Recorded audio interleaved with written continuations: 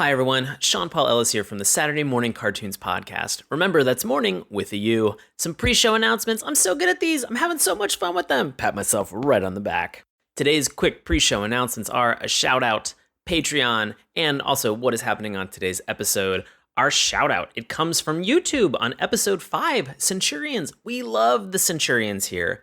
Zoe Burnham, she asks us, I'm surprised that you haven't done Muppet Babies yet. Well, guess what, Zoe? Psst, we actually have. It's episode 165 with our guest and friend Charlie Visconage. Go check it out. We promise that we're not hiding any of these episodes from anyone. I know with over 250 episodes that we've done for different cartoons, it gets a little confusing. It might be a little disorganized. In order to hopefully fix some of that problem, go to any of our social media sites, our Twitter, Instagram, even our Facebook. There's a weird link that says Linktree. Click it. And then there's a button. You can go and see all of the shows that we've watched. Seriously, go now. I will seriously wait. I'm actually not going to wait at all. Our next thing, we want to ask you to be a patron. We have a Patreon. You can become a patron on our Patreon. It's not confusing. That's just wordplay. That's good wordplay, gang. You can support this show and our original content by becoming a patron on our Patreon. We like this show. We hope you like this show. We like ad-free stuff, so consider being a patron. Don't want to support it? Cool. This message isn't for you. Enjoy the show. We hope you really honestly have a lot of fun. If you want to support us, awesome. We really appreciate it from the bottom of our hearts. Click the link again. It's in the link tree for any of our social media sites. You'll see a button that says Saturday Mourning Cartoons on Patreon. So what is actually on today's episode? There aren't a lot of cartoons for the U.S. holiday of Thanksgiving. It's a holiday that sits between Halloween and Christmas, and it doesn't get a lot of cartoon love, despite the fact that the other two get tons and tons of cartoon fanfare. So in order to address this, we're going back to 1968 to watch the cartoon The Mouse on the Mayflower from Rankin Bass. You may have heard the name of those two previously. We've talked about their cartoons a lot on this show.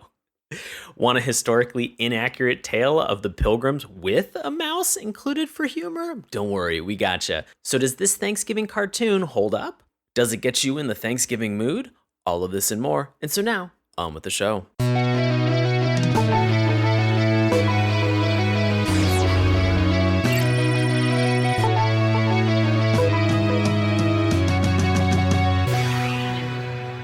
Hello and welcome to Saturday Mourning Cartoons, the Collider weekly podcast for all things animation, including news, reviews, and interviews, coming to you all the way from the hold of the Mayflower. Yes, that Mayflower, the ship. I'll be your co-host, Sean Paul Ellis, and joining me from the New World, aka either Virginia or Cape Cod. I don't know, 400-year-old spoilers that were thrown out here, gang. Don't worry about it. Welcome my co-host, Dave Trumbore. David, how you doing, buddy? I'm doing good, man. Down here on one of the coasts, just maybe farming lobsters, maybe growing tobacco. Depends on the season. I mean, they're kind of the same coast, right? Sort of both in the Northeast. Yeah. I mean, we'll go mid-Atlantic to Northeast, but who knows? We don't even know this is 400 years ago. We don't know where we are right now. This is going to be one of those confusing things for the ages. I can't wait till the American history scholars somehow happen upon this particular podcast episode and A, yell at us for spoilers that are 400 years old, and right. B, tell us how very, very wrong we are. We should also note first and foremost that this week's episode is sponsored by History.com. Yeah, Thanksgiving celebration with History.com. Also Ancestry.com. Right. There's so many in there. You're going to want to chase and understand your mouse lineage as much as possible. Because, hey, guess what, gang? We are talking about Mouse on the Mayflower today. You are getting ready to have Thanksgiving in a couple days. You're probably 5 days away from Thanksgiving, depending on when you're listening to this. If it's on the actual release date, it doesn't matter. Anyway, we are excited for Thanksgiving. If you are an American listener who is participating in Thanksgiving, congratulations. If you're international, this probably means absolutely nothing to you in any way, shape, or form. I would love it, though, if we had international listeners who wanted to celebrate I don't know, streaming podcast Thanksgiving with us. That would be cool. So you guys are more than welcome to the party. It's a big table. We got a cornucopia, a horn of plenty, which you never hear about anymore, but we got it. You guys are welcome to it. Absolutely. And keeping that in mind, we are, of course, talking about The Mouse on the Mayflower. This is a very interesting cartoon from 1968, Rankin Bass production. It's a little bit different from the Rankin Bass cartoons that we probably know and love and that we've talked about on the show previously. So this is not a stop motion animation in any way, shape, or form. This is an actual hand-drawn animated cartoon from 1968 that was actually done and created by Toei Animation. So there's some interesting things about this that we're going to get into very shortly. But if you are not familiar with sort of the whole idea for the mouse on the Mayflower, we are going to turn this over to longtime friend and listener of the show, Bobby Anthem, to give you a synopsis of the mouse on the Mayflower. Bobby, take it away. The Mouse on the Mayflower is a 1968 animated Thanksgiving television special created by Rankin Bass Productions and animated by Japanese studio Toei Animation. The special is about a church mouse named Willem who is discovered on the Mayflower, befriends a Native American mouse, and eventually helps the colonists celebrate the first ever Thanksgiving. Awesome. Thank you, Bobby. As always, we greatly appreciate it. If I had to put Bobby Anthem in an animated story about Thanksgiving, what character do you think, Dave, I would have him play? Captain. Oh, yeah, 100% Captain. Ship captain. I would also say at some point, I could just have him narrate the entire thing. I would be totally down with that. We always default to just every role that there is can go to Bobby. So he can be a mouse. he can be a little English lady on the ship. I'm cool with all of the above. This is a great D, all of the above style question that we have. Love it. Yeah. We had actually, the narrator was Tennessee Ernie Ford. Oh my God. This is one of my big, like, nerdy geek out moments of this. Yeah. Do you know Tennessee Ernie Ford? I know very little about him. Oh my God. So for the longest time, you probably don't know this song. Let me sing it for you. For Thanksgiving, as a Thanksgiving special out there. Yeah. For Let's get ready for these licensing problems. Yeah. You know what though? Bobby should actually sing this song because he has the voice for it. Because Tennessee Ernie Ford had that deep voice. Bobby obviously has that. He sings, "You load 16 tons. What do you get? Another day older and deeper in debt." Anyway, that's all I'll do today. That's perfect because a cease and desist is in the mail. Exactly. We've already got a strike on YouTube and we haven't even uploaded it yet. But I love that song. I mean, it's an old kind of classic, tune. So go check it out. Tennessee Ernie Ford, 16 tons. Go check it out and listen to it. But I've only known him from that for years and years and years. So when he popped up on this as not just the singer of the songs, but also the narrator and the voice of the narrating mouse, I was like, that's actually really cool. I had no clue that he had done all that other stuff beyond just that song. So that was pretty cool. That was like a weird geek out moment for me from 70 years ago or whatever it was when he recorded that.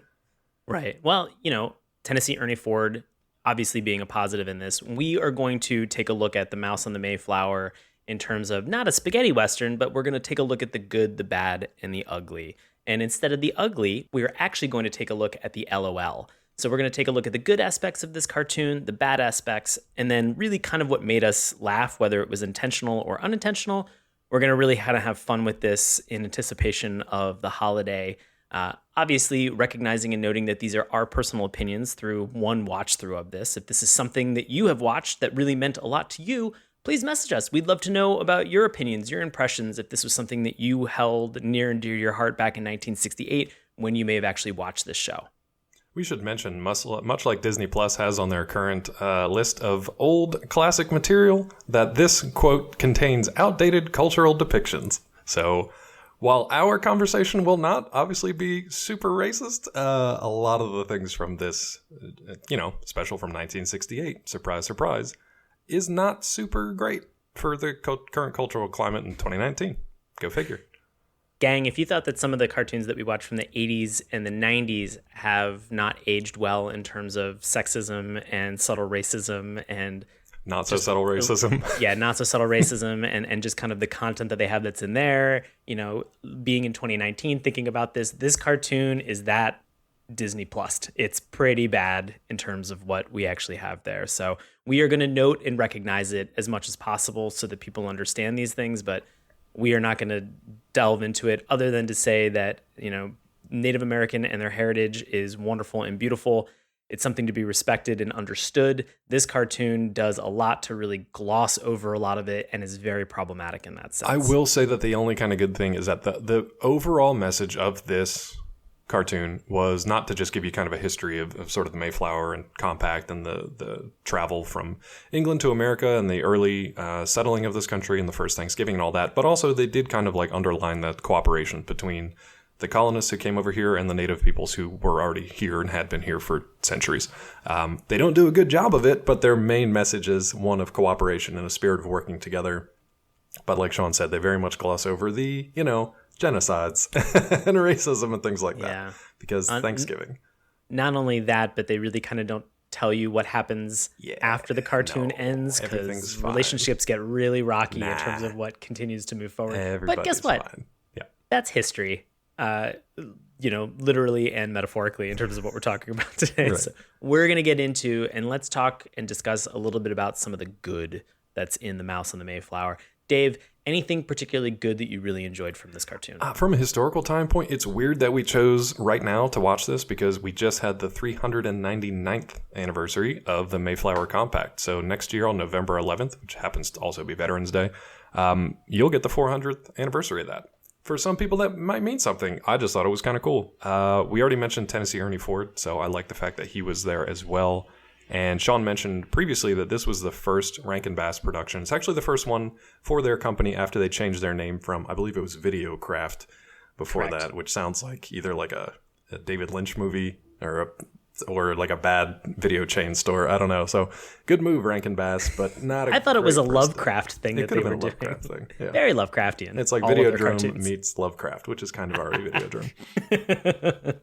And you also mentioned, here's one of the other things I wanted to nerd out about. You mentioned this was a Toei animation project. Mm-hmm. Yes. Which is good and bad. We'll talk about the bad probably more than the good. But do you know who was an uncredited animator, keyframe animator for this special? I don't. Hayao Miyazaki was apparently a key animator because this was during his time at Toei. Apparently he was a key animator on this show. Now, granted, our only source is Wikipedia, so who the F knows. But he was at Toei during this time. He didn't leave till a couple years after this. Probably encouraged to leave by having to work on this, I'll say Thanksgiving special. I won't say the other word I was going to say. Oh, fair enough. But I thought that we should mention that Miyazaki is obviously the co-founder of Studio Ghibli, who has done many, many beautiful things like Princess Mononoke, Howl's Moving Castle. There have been tons and tons of things that he has done that have just been unbelievable and beautiful over the last 4 or 5 decades. Yeah. So it just goes to show that even if you work on something that isn't necessarily showcasing your best or doesn't ultimately end up as the best of your work, you can still have quite the career ahead of you. So if you're currently struggling as a key animator on a terrible Thanksgiving special, you can still be a Miyazaki. Or it could just simply be that if you are a key animator on something that they've done that is horribly, in some cases, very racist, you could then suddenly have Wikipedia narc on you and let everybody else know what's going on. Also so true. Congratulations. Thanks. Welcome to 2019, unfortunately, where all your past sins are laid bare. Oh, yikes. I want to say, you kind of talked a little bit about sort of the animation, and I actually really appreciated the history that this brought up as well. And I don't know, I'll self-admit that I am not the greatest student of history. I don't do a great job with it. I am terrible sometimes at remembering dates and sometimes when these things happen. So it was kind of nice to sort of have in the beginning of this sort of some of the historical significance and the dates that were very important in terms of what was going on. Understanding, September 6th, 19, see how bad I already am? 1620, September 6th, 1620, kind of all of this being set in motion and understanding that really this kind of goes from 1620 until 1621 is really what this cartoon encompasses, just those 2 years before relationships get a little bit rocky. So it's cool to learn more about that, as well as also the Mayflower Compact and kind of how everybody's sort of keeping themselves responsible and accountable for the actions and what they're doing in the New World and how that is functioning. New World, obviously, from the perspective of the Pilgrims that were coming over. That land had been there for a long time previously. So. A few billion years. Yeah, a few billion years. And what's interesting to that, too, was, they don't talk too much about the plight of the Pilgrims, but they were also an oppressed people who were seeking, their own versions of freedoms. That's why they made that journey all the way over to the New World, quote unquote. It is at its heart still like a really good it's part adventure story. It's part kind of like personal freedom story. It's part a story of cultures coming together and actually working together for a common good. It's just, unfortunately, that didn't hold. But yeah, the special is not concerned with the rest of history. I will say, though, that one of the things that's very interesting, too, that from the historical standpoint and also sort of the design aspect of this, are all the characters that they have that are included in the show. Very historically accurate in terms of some of the people that we have, like Captain Miles Standish. Obviously the mouse being 100% historical accurate in terms of what's going on. Yeah, who doesn't want Willem Mouse, who's the church mouse, as a part of this? I will guarantee that there was at least one mouse on the Mayflower. Yeah. If you have that many people and that much food and grain and whatever else stored, guaranteed you got at least one mouse. No, but they do a good job of kind of talking a lot about some of these particular characters, and a quick Google search yielded, the fact that a majority of them actually were real people, and there were a lot of players that were involved in this, and so it's kind of interesting to see that side of things. Again, I'm not a history person. It was good for me to kind of understand and learn a little bit more. I always love it when I watch something and then it inspires me to do a little bit of Wikipedia research to learn some additional insight in terms of what happened. Right. That stuff to me is very valuable to kind of spark that interest in me. What's weird is for me, like, I didn't like the history aspect was cool. I like that it was kind of educational. They didn't really mess around with that too much for the rest of the holiday specials. It was more entertaining. I like that it was kind of educational, was based in history, had that kind of like, patriotic zeal to it. And we've lost a lot of those Thanksgiving celebrations. These days we move right from Halloween to Christmas. That's it. You gloss over Thanksgiving. Everybody, has their celebration with friends and family or whatever in their own ways. But, you watch football, you watch a parade. But as a kid, I grew up decorating the front of the house, the windows, the kitchen, everything with like actual Thanksgiving stuff. And we don't do that anymore. So it's just kind of like, I don't know. I missed that as a kid, and I feel like we don't do that anymore. So I like that we actually get to talk about a Thanksgiving special. But I didn't really care about these characters. I say all that, and then I'm like, I don't care about these people. I cared more about the behind-the-scenes stuff. The writer for this, for better or worse, his name's Romeo Muller. He wrote pretty much all of the Rankin Bass holiday specials, but he also wrote for like Thundercats, The Hobbit, Wind in the Willows, a ton of other stuff. Go check out his IMDb. He's got a ton of credits of like all kinds of iconic stuff. And then voice actors like Eddie Albert, who we found was in the 90s Spider-Man series, but he was also the male lead of Green Acres, one of my favorite old-timey sitcoms. Right. And then also June Foray, who unfortunately just passed away, I think last year or the year before. Famous voice actor, but most known for Rocky and Bullwinkle as Rocket J. Squirrel. And she was also in The Adventures of Gummy Bears as well. Yeah, a ton of stuff for her too. That's just kind of like her most notable. So for me, like all the good stuff, it was fine. But it was mostly the behind the scenes stuff. Like, when are you going to get like June Foray, Romeo Muller, and or Muller and Miyazaki all working on the same project? Right. Spoiler alert, you're not anymore. So that's it. Wow. Yeah, that got dark. Yeah, that got very dark, very quickly. Guess what? This show also gets dark pretty quickly towards the end of it as well. So we'll be discussing that in a little bit. I will say, I know that you brought up about your love of Tennessee. Yeah. I really enjoyed some of the songs that were in this. I thought that they were really enjoyable. Let's be honest, they're not like club slappers that you're going to hear. Bops. They're not fire bops. Yeah, they're not bops. No. They're not fire and bops. These are still really good though, and they're fun. And I'll say this, I sometimes have a very hard time or a challenge in October, November, and December, sort of getting into each one of those particular holidays and the spirit that kind of goes along with them. No pun intended for Halloween. Sure. But at the same time, like I sometimes, I need to kind of get into it. I sort of want to be brought into it in some enjoyable way. And I felt like these songs that were in this cartoon were light enough and sort of well done to a degree that brought me into maybe that Thanksgiving spirit. So I was excited, or that fall kind of No, experience. I'm just laughing. I enjoyed it. It's like there's no, if you think of Halloween or you think of New Year's or Christmas especially, like a song will come to mind. Or a movie will come to mind. A title of something will come to mind. Thanksgiving, like, unless it's like Charlie Brown or football or whatever, there's no songs. Right, there really aren't. Planes, trains, and automobiles, but there's no songs, man. So maybe Mouse on the Mayflower will be added to your Thanksgiving spirit collection. I don't know. Yeah. No, I mean, it definitely put me in sort of a fall kind of fun mood while watching this today. It was good. I enjoyed these songs. Some of them were a little bit humorous with certain aspects of them, especially the one where they're trying to find elbow room on the Mayflower itself, cute. And there's a lot of like step aside brother that they have going back and forth. Yeah, because they're trying to be like polite to each other in the pilgrim spirit, but they're also just like, get out of my way, I got no room, and I'm claustrophobic on this giant ship. Need a little personal space, and I need you to respect it right now, so please kindly get out of my way. Exactly. Yeah, it was pretty good. Yeah. Very passive-aggressive leading to being aggressive, but it was good. That's all I want. I want bops that are passive-aggressive in a sense that I can continue to listen to. Exactly. Passive-aggressive holiday spirit bops. Why is that so hard for people to deliver?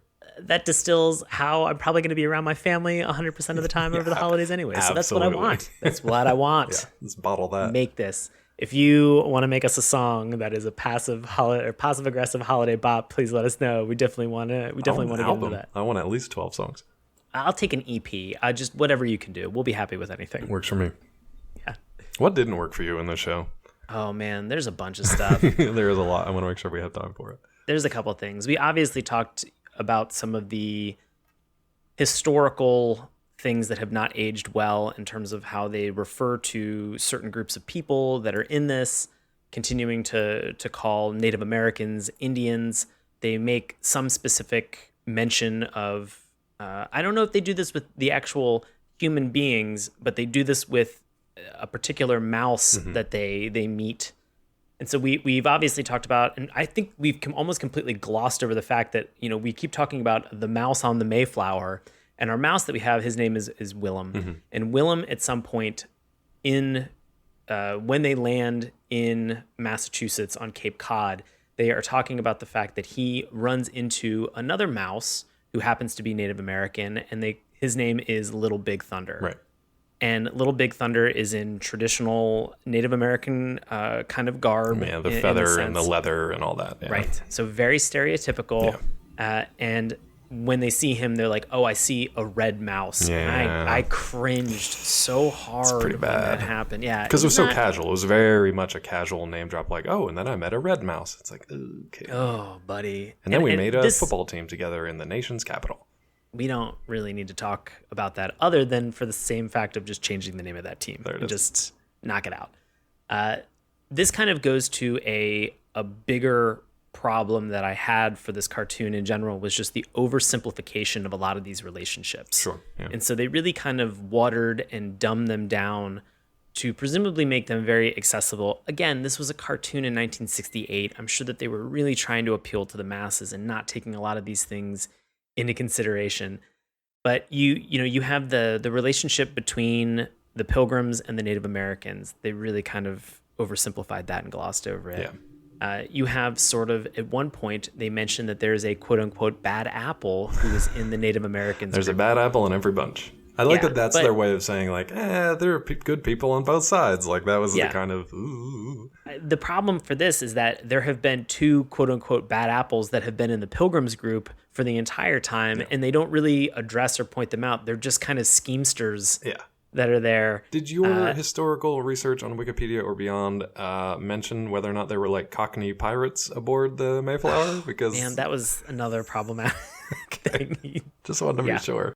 Just very unfortunate stereotypes that they would pull into these things. They gloss over the fact that, during that first winter, going from 1620 into 1621, that they lost a lot of people during that time. And they sum it up with, we lost many a friend. And they show an image of a bunch of gravestones. They show a cemetery, Yeah, with like crosses like in kind of like a hillside. And that takes all of 3 seconds worth of time in this cartoon. Now I know that they're not going to hover on this. Yeah, because it's for kids still, and they don't want to linger on that too much, but they want to get the facts across. I get it.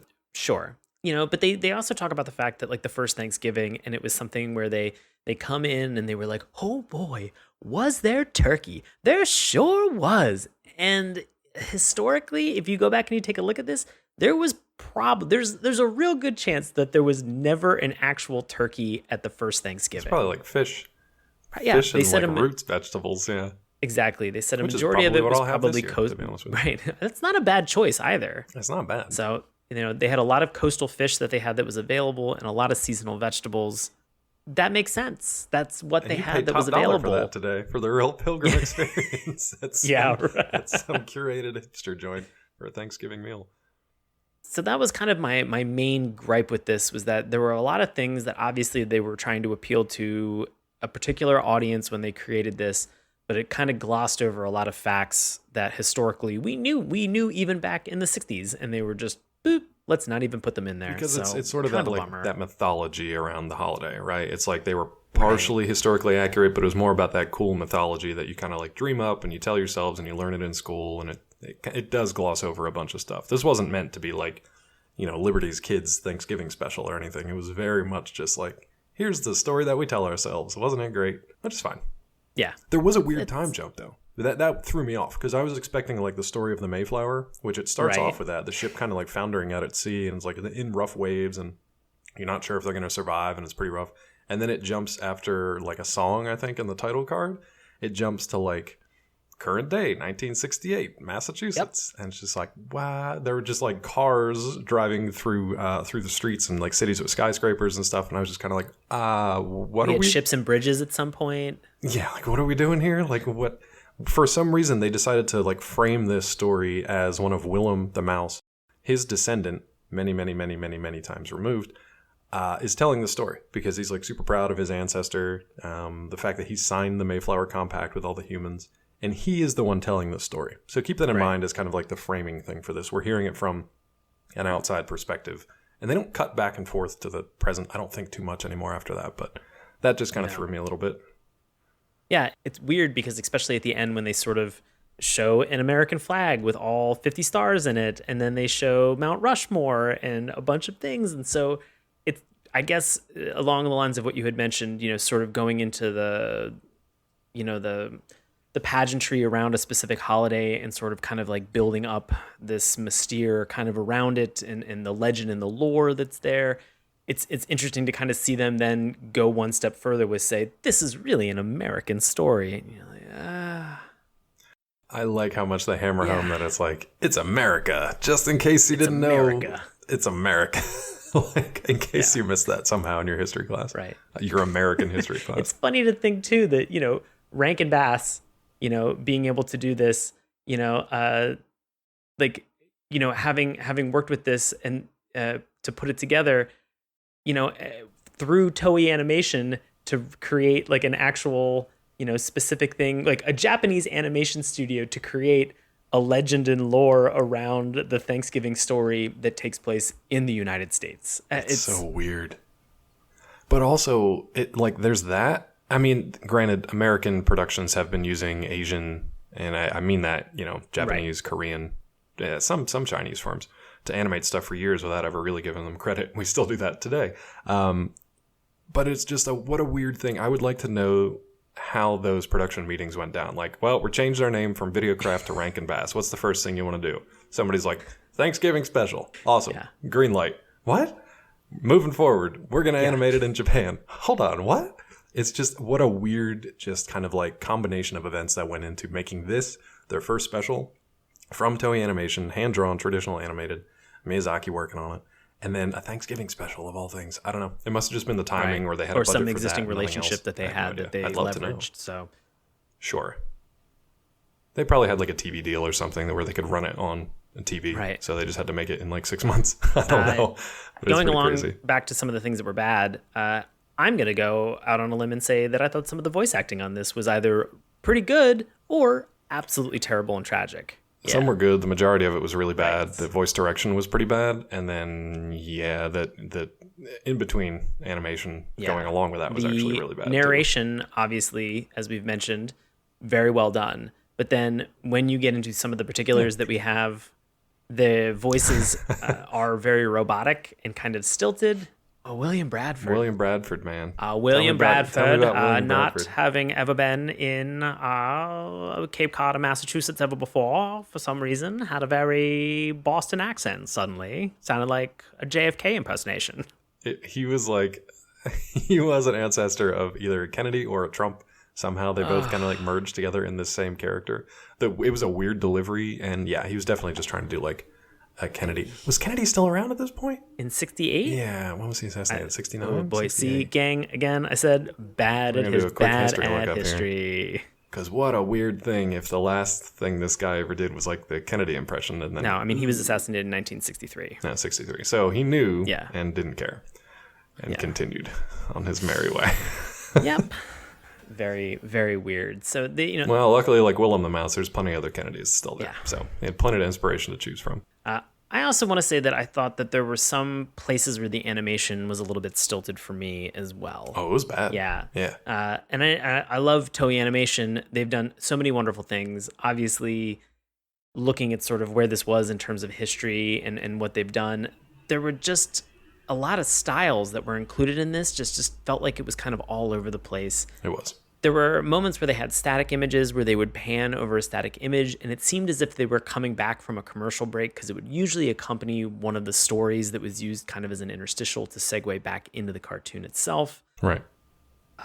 But some of them were just bad. Some moments where there was a lot of action or a lot of motion that took place was kind of wonky and a little bit jank. Mega wonky. Now, granted, we're watching like 50-year-old footage of this stuff too, so it's hard to separate fact from fiction or just like degradation of quality of material. But at the same time, I can't imagine Toei was like, awesome, I can't wait to animate this American Thanksgiving special for Western audiences that we'll never see or be associated with, except on a podcast in 50 years. Right. There was also a moment where I can't forget it. It was pretty early on when they were on the ship, but Bradford made a motion and his arm was kind of up in a weird position, and then it bent in an unnatural, Anatomy I would assume and physiology, it was just kind of a suggestion for these guys.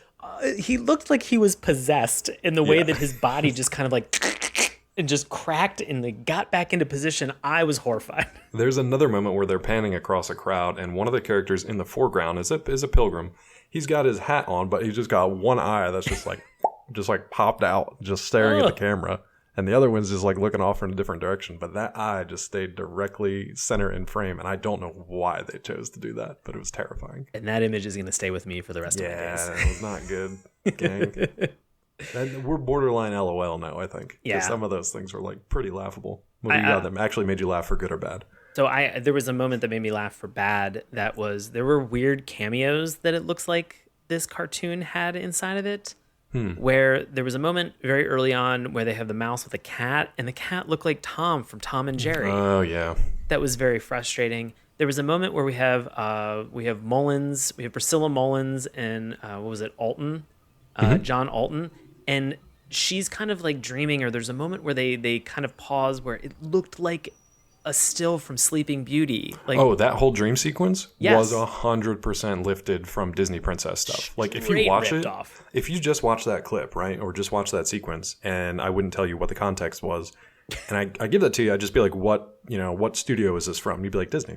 Yeah. I don't know which princess this is. It kind of looks like Sleeping Beauty. It kind of looks like Cinderella, but you would just be like, yeah, 100%, that's Disney. Yeah. So I don't know if that was early Miyazaki having like Disney fanboy stuff on the brain. Yeah. I mean, but it was good. Like, it was animated really well. But it's because it was just a rip from Disney stuff. Yeah. So, I mean, it's a small kind of knock, but it's worth noting that you're going to see kind of some of these similar styles in this cartoon. Especially in that story, right? Because it was weird. She was like a princess waiting for her prince to pick her up and sweep her off her feet and take her somewhere. I'm like, you were pilgrims on a boat in the middle of the Atlantic North. Like, where is this coming from? Well, yeah. And also, like, where was that notion of like princes and princesses in the 1600s? I mean, I'm sure they had their fairy tales and stuff, and they were obviously familiar with royalty, but I don't know about the Disney-fied stuff. I don't know. It was just a weird moment to kind of segue into something that was a little bit more romantic and fantastical in that sense. Yeah. Yeah, it was weird. And then we just randomly had a bear that comes in for all of like 60 seconds that looked like Baloo from the Jungle Book. I thought we were back in Kissifer for a minute. I thought the Kissifer gang had like got lost in time and wandered onto the Mayflower. It was weird. It was very weird. It's worth noting because those things definitely were bad for me. But like Dave mentioned, they were bad kind of on the LOL side of things. Yes.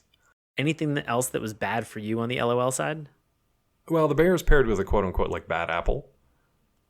from the Native American. So I don't know if they like did that to soften up the like how much of a villain this guy was or whatever. But it was just silly.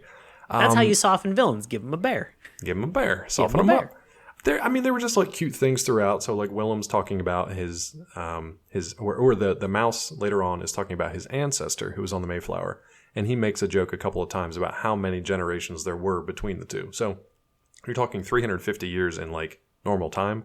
However many generations of mice that is like incalculable probably. So to me that was just funny thinking about like thousands of generations of mice going back 350 years. So I made that joke a couple times. That made me laugh. I also like little visual gags. Like they would always pair things with the humans and then with the mouse down to scale. So as the humans, when they arrived after they got lost and they ended up way farther north than they should have been, they rowed ashore in boats. So they came from the Mayflower out to the main shore.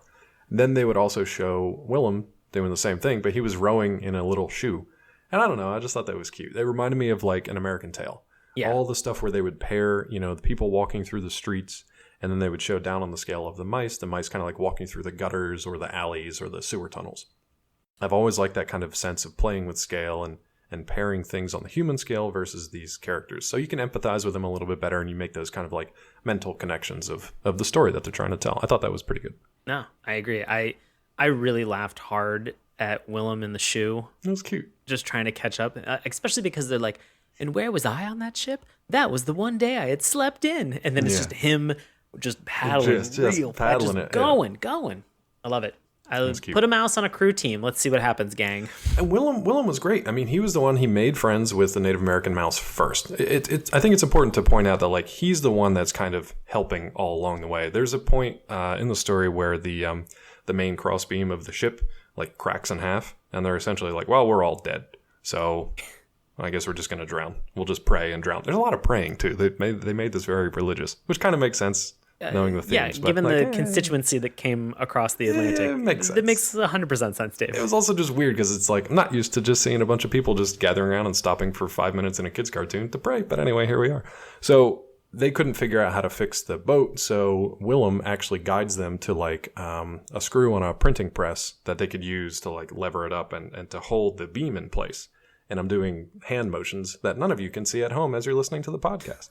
But there were things like that. So he made friends with the Native American. They made the connections, made the relationships. Willem essentially made sure that the colonists, for the most part, survived to see their first Thanksgiving. I thought that was a cute point to focus the story on the mouse. No, I agree. It was fun to kind of see Willem. There was almost a moment where I felt that Willem could have been more involved in the story. Yeah. I would have actually really enjoyed, because let's break this down very, very quickly. So we have the Pilgrims, as making the journey to to what they thought was Virginia, but ended up landing on Cape Cod. So that's really kind of like the main plot that we have through this. Yeah. As a supporting character, we sort of have Captain Miles Standish understanding what his role is and kind of supporting in terms of military strength that's aboard the ship. Did you think there was a weird love triangle between Standish, Alton, and Mullins? You 100% beat me to the next point. Oh, bad. That's the whole thing, is that they 100% have this weird love triangle where Priscilla is definitely into getting she's into getting pilgrimaged by John Alton. And Standish continues to kind of ask Priscilla to sit next to him. Right. Or he's looking out for her. Yes, the seating arrangement was very important throughout this entire special for whatever reason. All the way to the end. Yeah. So they're going through all of this stuff, and Alton is really helping Standish broker that relationship to Priscilla Mullins. Priscilla Mullins then finally, as a strong woman, is like, well, what do you want? Like, why can't you stand up and talk for yourself, John Alton? Why do you keep going with this guy, this military dude? What do you want? And it was great to kind of see that moment of her actually saying that out loud, because after 45 minutes of this cartoon, I was sitting there saying, I don't know, this guy's got to kiss her and get off the pot. Like something's happening there. It was weird because I didn't know who was into who in that triangle, because it was sometimes like Alton was really trying to impress Standish and he wasn't really paying attention to Mullins. Mullins was obviously trying to get with Alton, but was kind of like fending off Standish at the same time. But then Standish had like, one hand on each of their shoulders, kind of like, well, I like you, young lady, but he's like, you're my protege and I want to keep you safe too. So it was a weird relationship that the three of them had. Yeah. Yeah. We have sort of this, the C plot kind of being sort of the first winter and kind of understanding some of the dynamic that we have that's there. And then ultimately the final is kind of the wrap up of sort of the main A plot is just sort of the survival of the Pilgrims and kind of how they were able to broker and make friends through two mice who, should have been in this more and had a more active role, because the only thing they did was save both of these groups every step of the way. And when I say both of these groups, I really want to say they saved the Pilgrims. The Pilgrims should have 100% have been dead throughout this entire cartoon. And just been like, they should have just been Roanoke off into history, like the end. Yeah. But it's because of that little mouse that they survived. So yeah, it's incredible. So I'm kind of torn. Weird. Like, I like that they put the focus on the mice, especially for kids, because you can, gravitate to that character a little bit easily. But I'm almost like, I wish they would have done it American Tail style, where it was actually both the mice, the group of mice, like mouse pilgrims, essentially, could be traveling at the same time, but they would have their own interactions. You would focus on their relationships, their conversations with each other, and the humans would almost be in the background. But it's a parallel story where what's happening to the humans is happening to the mice, but you're following the mice because it's easier for kids to follow along with them and understand those stories. If they were to do this again, I would like to see that. But that's essentially just like an American Tail prequel, because they came over on a different ship during I think like the early 1900s or late 19th century. I think so, yeah. So this would have been like a colonial American Tail, which they've made a ton of those movies. I would be surprised if they haven't yet. I would also be more than happy to script the American Tail prequel of yet another mouse family that came over on the Mayflower. Why not? Right. Yeah. That makes sense. I think it's cute. It was fun. I think it's cute as well. And I break all of this down to kind of, just distinguish that there's a lot going on, but at the same time, I almost wish that there was more focus that was placed on the mouse and kind of the relationship and the dynamic that he had, because it was so fun. It was so enjoyable. To get into it, I will say probably the funniest thing for me are, as always, poop jokes and quotes that we have. Of course. At one point, we have a little bit of nautical nonsense on the ship when the narrator refers to the poop deck on the ship. Got a little poop deck joke every time. I'm evidently 11 years old, and I cracked up when he said it because it was just very unexpected. It keeps you young. That's okay. Keeps me young. That's right. Quotes. Couple weird quotes that we have from here that are very bizarre. So he talks a little bit about the fact, this is from Willem the church mouse. He's talking about the Pilgrims packing the ship, and he goes, they packed it stem to stern with all of their sad little yesterdays. And I lost my mind, because what the heck is a sad little yesterday? It's very evocative, but it's also kind of dark for this. We have Miles Standish at some point who just goes, Pilgrims, how did I get mixed up with these Pilgrims? I'm like, they're paying you money, dude. Like, 2 seconds later, they show cash. I'm like, just gold, like sacks of gold just being passed over to him. Like, oh, that's how I got mixed that's up. how I got paid for this. This is a job. Yeah, that's how this happens. Turns out I got bags of gold. They have we have the captain who's swearing up a storm when he's leaving a room at some point. So Standish is running after the mouse, running after Willem, who stole one of his military decorations. And then again, along the lines of like him being very polite, to the rest of the Pilgrims that are there, he's like swearing up a storm. He gets to the end of the door and he turns and just on a dime just goes, peace, brothers. And then just turns like on his heels and runs out the door, kind of screaming at this mouse again. That's funny. There was my favorite quote that, again, I'm an 11-year-old boy, and this is what it says. This is verbatim. It says, you will need every penny's worth of my semen. Nailed it. Remember, we're on a boat, kids. Perfect. Phrasing. Every penny's worth of my semen, because we're in for a wicked, rough voyage. I was like, I like that they got wicked in there just for like the Bostonians. Yep, throw it in there. Why not? Anything else that was an LOL for you, Dave? No, not really. Nothing specific. I didn't have any quotes. For me, like the whole thing was kind of like, it was fine. I'll talk about it a little bit more in our reviews. Yeah. But no more LOLs. Yeah. Well, we have opinions about this that you've obviously just listened to, but turns out that you listen right now, you have opinions about the mouse on the Mayflower. So we're going to turn this over now to longtime listener and friend of the show, Bobby Anthem, for this week's Love It or Hate It. So Bobby, take it away. Our Love It for the Mouse on the Mayflower is titled Excellent Movie by Rach19716 in February 2007. Rach said, I really enjoyed this movie. As a child, I looked forward to the Thanksgiving holiday when this movie would be played on TV. We had it on tape at one point, but over the years, the tape has been lost. I haven't seen it for quite some time and would love to see it on TV again. It had a lot of really great information on how the holiday came to be. I would recommend this movie to all those interested in animated shows, as well as anyone who would like to watch a great movie on Thanksgiving. I hope they'll start playing the show on TV again. Every kid should get the chance to watch a fun-spirited cartoon on our history. 10 out of 10 stars. And our hated is titled Chintzy Version of the Pilgrims and Mayflower Story by Duraflex 4 in February 2010. Duraflex wrote, "Start with the fact that this is historically inaccurate in many important ways.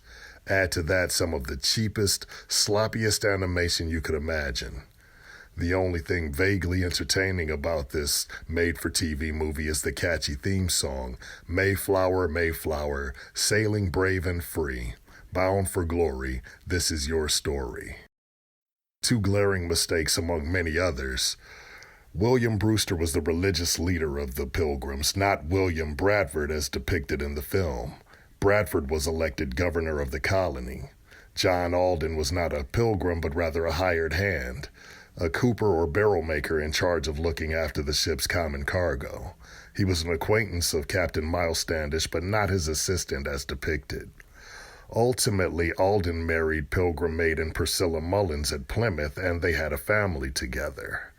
3 out of 10 stars. Awesome. Thank you, Bobby. As always, Dave, the mouse on the Mayflower. For anybody who is a first time or a new listener, we can do this. We can recommend it, and we can tell you why we recommend you watch this cartoon. We can also say that we don't recommend it. We can give you a justification about why we didn't love this cartoon. If we don't recommend it, we can go one step further and we can dip this cartoon, which erases it from the annals of cartoon history. Dave, the mouse on the Mayflower. How are you? This one's tough. There are so few Thanksgiving specials out there that it's such a small group to choose from, and I kind of like each one of them is precious, even if they're not super great. But I think there's enough history with this one, no pun intended. I mean more like the production history that's behind it with Toei, with Miyazaki, with the writers and the actors who are in it. And it's not that bad as long as you keep in mind that, quote, outdated cultural depictions, end quote, stamp that we put on it from the beginning. It's not the most offensive thing I've ever seen. I've seen stuff in more recent years from people who should know better that are much worse than this. But it definitely was of its time in 1968. I can't really recommend it, but I'm not going to dip it. Like, if you're into Thanksgiving, if you are a Rankin Bass completionist, check it out. Watch it. You probably haven't seen it because we didn't either until just now. But other than that, I can't really recommend too much. The history's not quite right. The animation's really wonky. And yeah, it's okay. That's the best I can do. It's okay. I'm actually going to recommend this. I'm going to recommend this with a caveat very similar to what I mentioned for The Last Kids on Earth, which is watch this and then have the conversation with your children of why are some of these particular stereotypes, why have these things not aged well? And I think that in terms of history, it gets close, but it doesn't give you a full picture in terms of what's there. And so I think for, kids that might be very young, it gives them some exposure and some ideas into this. But then I think as a parent, it's somebody that it's your job to really kind of help your children understand exactly what's taking place or what's going on, or the cultural relevance and significance of some of the language and the dated commentary that they have, but then the historical implications and impact that's there as well. If you are an adult watching this by yourself because you're just like, I really like Thanksgiving, I would definitely recommend this. For everybody else, don't watch this. As Dave mentioned, it's really not that great. I feel like if you guys are listening and you made it this far, let us know your favorite Mayflower compact stories, I guess. Are there more out there? Because it's hard to not recommend this one just because there's so few adaptations of that. But honestly, if you have other ones out there, be they movies, TV shows, live action animation, I don't care. Or fanfic. If you have your own Mayflower fanfic you want to send to us. I may or may not be working on one. What? Oof. send it to us. Let us know, because I'd like to hear more. It's an interesting story that I don't think gets enough attention, and definitely when it's done right. Doesn't happen if you very are often, writing your own Mayflower compact fanfic, let us know, because one, the only thing I'll say is that it needs to be as horny as some of the Disney Plus cartoons that we recently watched. Oh yeah. And two, Mayflower we will Dark. read it in some of the preamble for any episode that we have that's coming up in the future. Dave and I will play. Heck yeah, we'll have a few Christmas beers on a holiday episode, and we'll read your fanfic. How's that sound? I would 100% love to do that.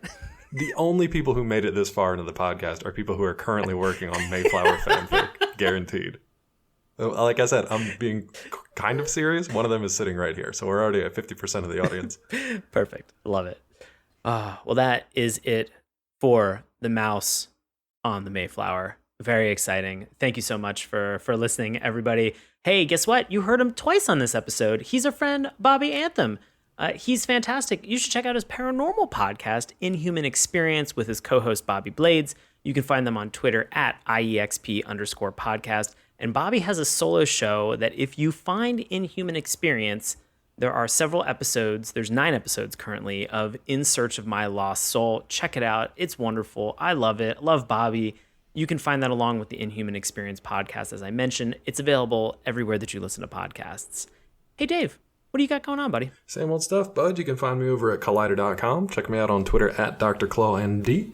And if you're looking for a gift suggestion for the nerdy science Breaking Bad fan in your life this holiday season, check out my book, The Science of Breaking Bad, available everywhere books are available. How about you, bud? What's going on? Oh, man. As always, I do live improv comedy in Washington, D.C. with a group that's called Nox. That's NOX exclamation point. We perform with Washington Improv Theater, and you can find tickets and times with dc.org. And as always, I'm on Twitter and Instagram at Sean Paul Ellis. Please help me not be on all the social medias all the time. Get them off there for the holidays. Yeah, well, I will say that we've had so many people who have reached out to us for recent episodes and stuff like that, that it's actually been really great. So I've really enjoyed those conversations. Especially, we have a couple people that continue to send us really great cosplay all the time and are just like, you guys should dress up in cosplay and do part of an episode. Well, I mean, it's fun for us as we do it for each other. But no one will ever see it. Yeah, nobody ever's going to see it. So. We've talked about this before. I still would love to do like video components to the podcast. We are still in many, many steps of trying to figure out how that would work, when that would happen, and what that would look like. So stay tuned. Well, for this podcast, the one for your ears that you listen to all the time. Want to support us? You can tell a friend. You can review us on Apple iTunes and Apple Podcasts. It actually really does help and make a difference. Slide into our DMs on Twitter at Morning Tunes. Remember, that's morning with a U. You can check us out on Instagram and Facebook at Saturday Mourning Cartoons. Drop us an email, saturdaymorningcartoons@gmail.com. You can find all of these things that we've mentioned in the link in our bio that looks like it says the word Linktree. It allows you access to tell us what cartoons we should watch next. You can see all the cartoons that we've already talked about. You can even find all the links to our social media sites that we've mentioned. And as always, you can find us on YouTube, Apple Podcasts, Stitcher, Google Play, Spotify, wherever fine podcasts are sold. So please check that out. Thank you so much. We're so thankful that you listened and made it all the way through. We're also really thankful that you're working on that Mayflower Compact fanfic. Heck yeah. Can't wait for all that weird on-the-ship horniness. We're going to read it on the 400th anniversary. It's going to be spectacular. Oh my God. That would actually be pretty fun. Wouldn't that be fun? Let's do it. That'd be really fun. That's it from us. Thank you guys so much. Happy Thanksgiving. Happy Thanksgiving. Hey, everybody. Thanks a lot for listening to Saturday Morning Cartoons. Now, if you'll excuse me, I have to transform and roll out.